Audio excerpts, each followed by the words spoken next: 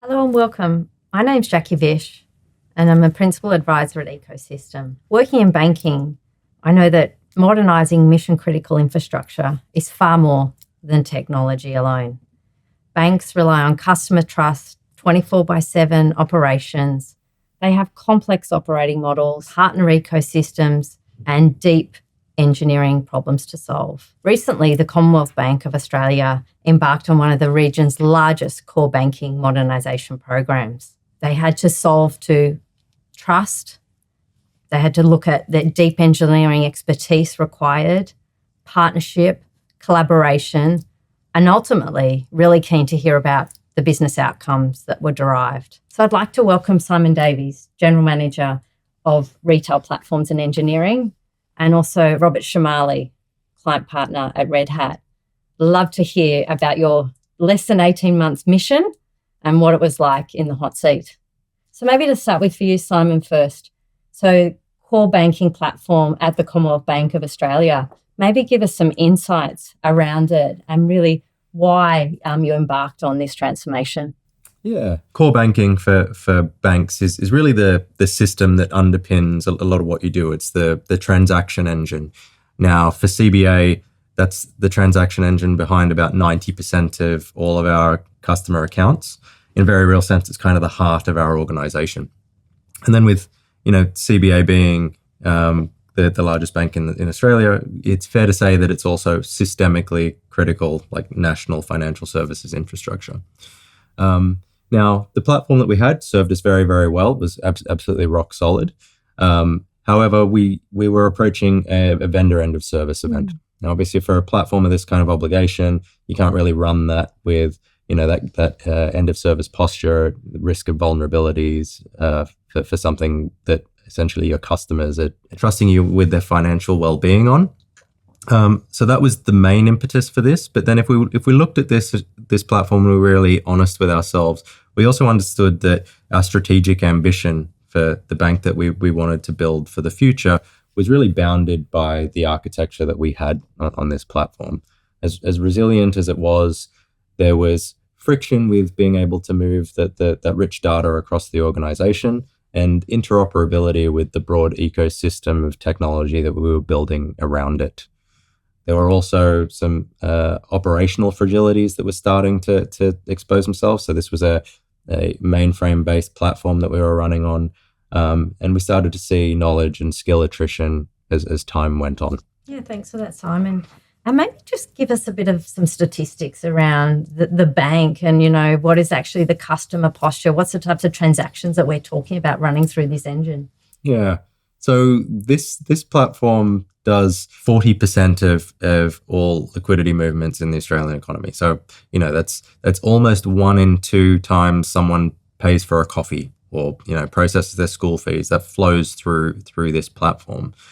So it actually does over 70 million transactions a day at peak, which is really our Christmas period, as you might imagine. It's over 4,500 transactions per second, supporting our 70 million customers directly. But obviously, our customers' interactions with the broader economy are also reflected in this system. So it was sort of really, really high stakes for us. And maybe the team, that broader team that sat behind it, how big was it as a core? And, again, as we talked about, it is just not technology. It is a broader ecosystem of team members. It is. It's the corpus of the team that worked on this. So that's all of the code refactoring, all of the design, all of the test automation that we built. It was probably at its peak about 300 people.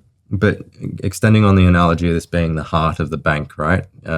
There's a lot of limbs and organs, etc., that rely on this. Yeah. So it had to be a whole of bank effort to make sure that the change that we put in didn't impact those limbs and those organs. So huge amount of effort across the bank, validating testing outputs, comparing files that come out the back in the batch process that feed like regulatory reporting, treasury, all of that sort of stuff.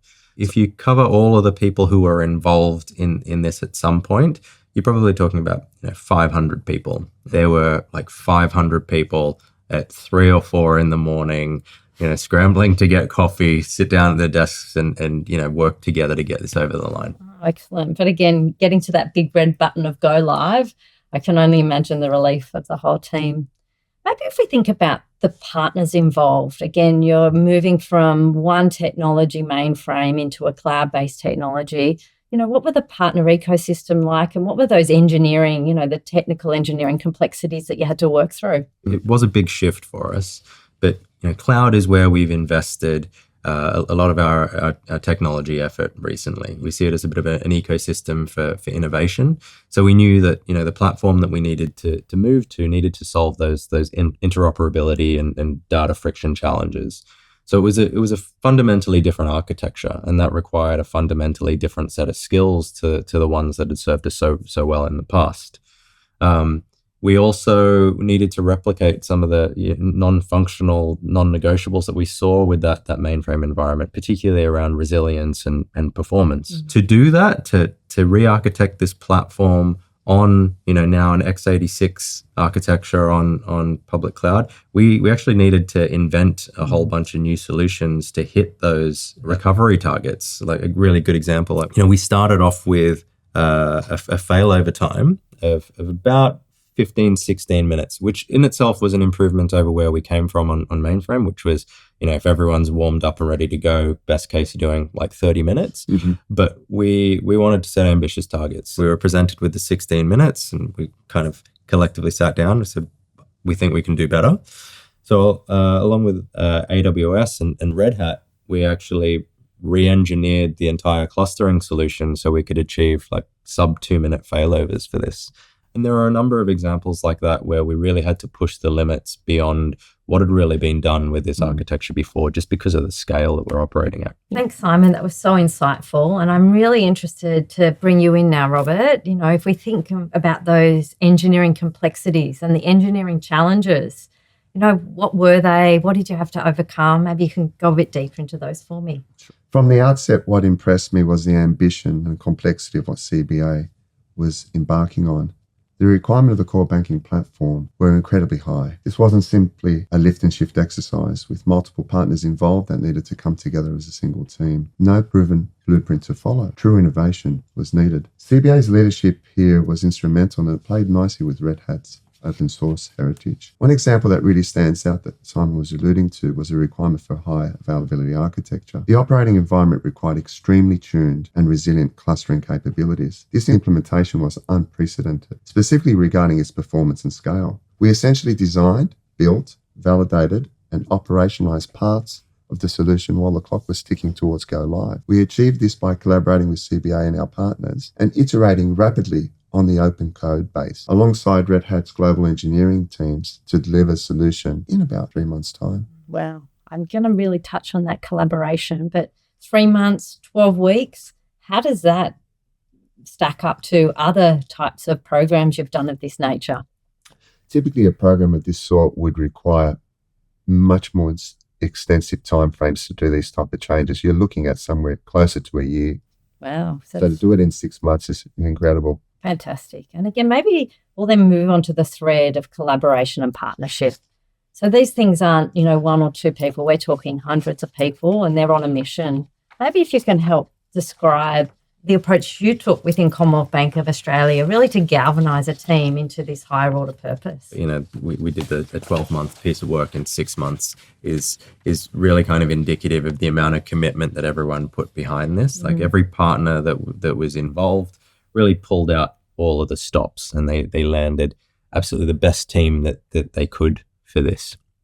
And actually, we did this exercise pretty early on. We had an offsite at the time. The team was probably about 120 people, so we're all in the room, CBA and all of the partners. I was addressing the whole team, and I said, if you look to your left and you look to your right. Now, firstly, a lot of you have worked on this one platform for 15 years, right? You know it inside out. And if you look at the partners, you've flown in the best people in the world because you understand what's at stake. You also understand the incredible potential of this, and you've committed the best of your organizations. Objectively, you are the best team in the world to do this thing. Like, there is no one else that we're going to parachute in that is going to be better than this team.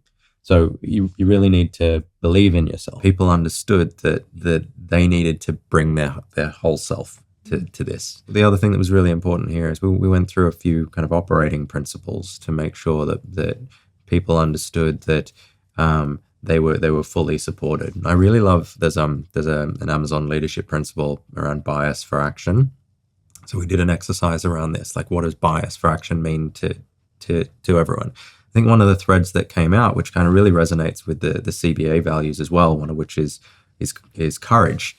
Like a bias for action is taking that next step and overcoming that hesitation, that fear, that I need to do one more round of socialization, one more round of refinement. Just keep moving.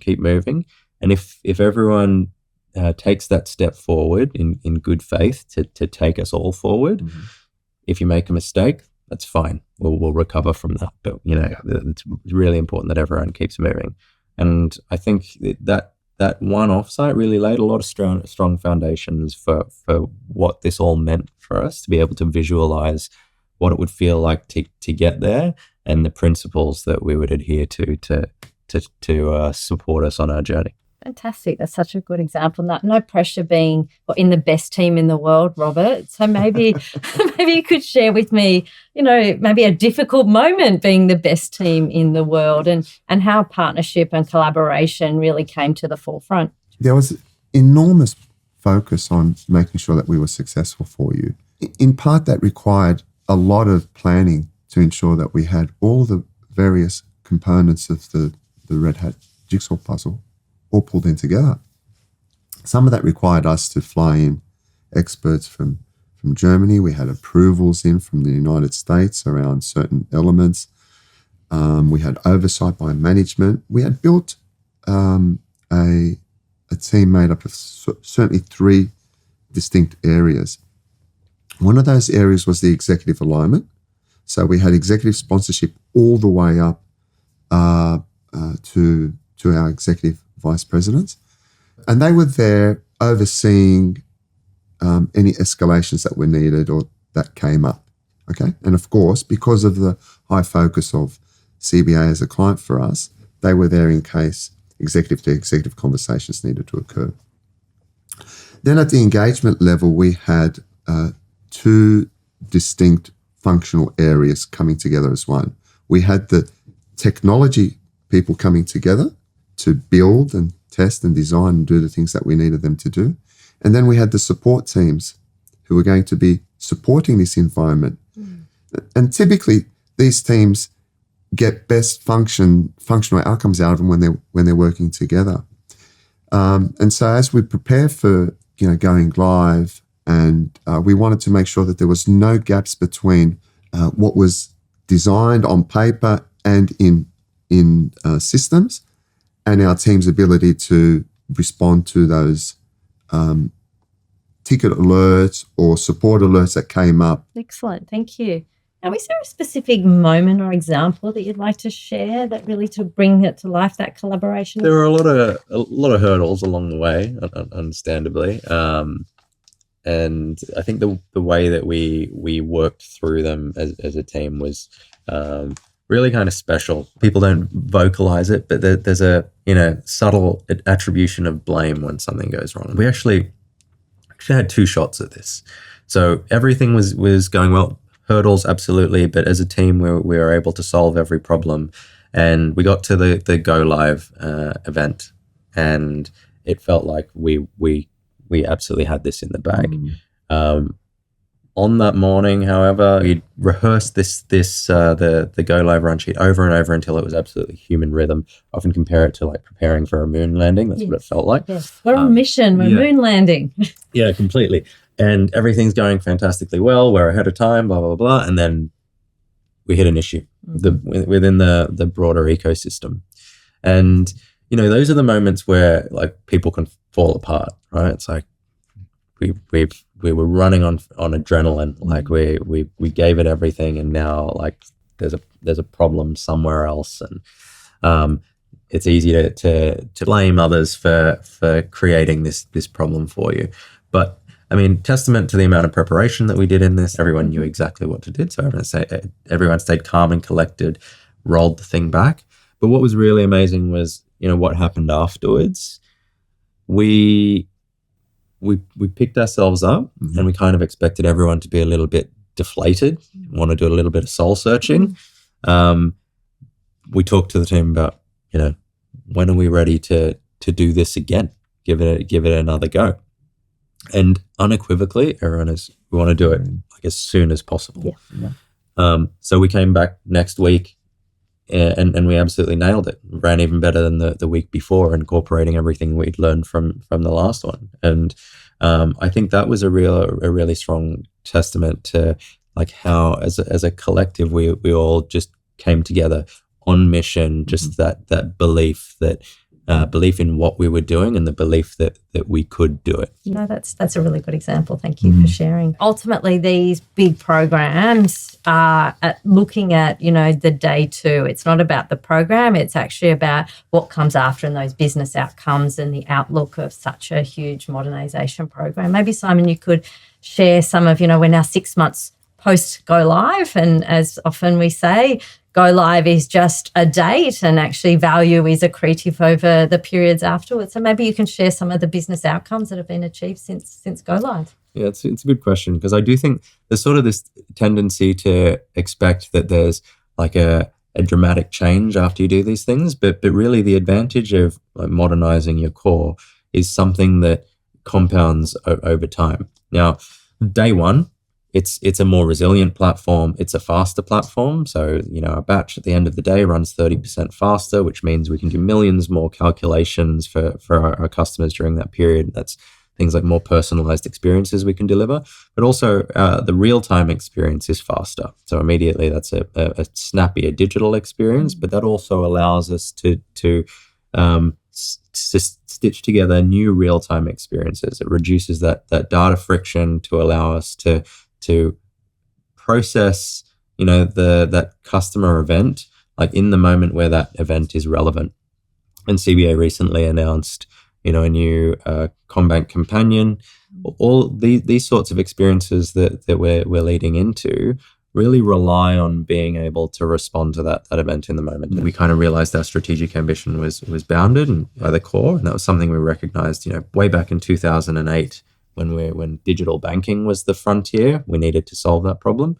And this is similar. It's kind of the same pattern repeating itself. We recognize that our ambitions for real-time behavioral and even agentic banking were constrained by where we were. And that what we've done now has really unlocked that potential in a very big way for us. Thanks, Simon. That was super, super insightful. The outcomes that the business has achieved already, but also you've built the platform for the future. So you're really enabling the bank to take that next wave of innovation.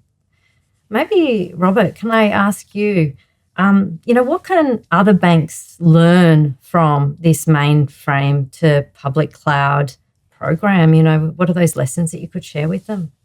Yeah, absolutely. I think one of the first thing that comes to mind is don't underestimate how complex these environments are, and the work that's needed to work through each item. The devil's in the detail in a way, and having the expert team around you to support you through that is really important. Secondly, a lot of organizations think that once they move to the cloud, the work is done. Really, day two is more important than go live. And you'll have setbacks along the way, so make sure you've got the team collectively around you to support you, and go ahead and solve those problems as they arise. Excellent. No, thank you. And I think it's a really important point that day two operations is really the secret source of success. So maybe, Simon, last question is, what's the one thing that comes to mind when you reflect back on this huge core banking modernisation program that you led at Commonwealth Bank? Yeah, belief was really important here. The belief in what we're doing, like why it was important, but the belief that we could do it, that this was objectively the best team in the world to pull this off. And that was important for the team themselves. But it was important that team knew that the entire bank and all of our partner organizations like Red Hat, all of their leadership, they believed we could do this, and they were supporting us every step of the way. So I know it feels a little bit naff, and we actually did co-opt the believe sign from Ted Lasso, if you've ever seen that. But I think it was a really important symbol. It was a rallying cry for us. So it has to be believe. Excellent. Fantastic. Anything else you'd like to add, Robert? Well, we certainly felt empowered and came along in that journey with that same belief. So for us, it was parcel of doing business, yes, but it sort of resonated with us. And I think that point really helped us feel secured as part of the team to be able to go away and do our things, not feel like, okay, they're a vendor, they're on the hook. It made a difference. Excellent. No, fantastic. Thank you so much for your insights today. Core banking transformation is not about the infrastructure. It's about the ecosystem that supports business outcomes.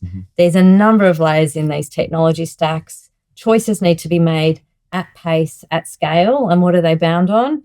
Trust, strategy, partnership, collaboration. And this is such a great example of all those things together. So congratulations to the both of you. Thank you. And I really enjoyed this conversation. Yeah, likewise. Thanks, Thank Jackie.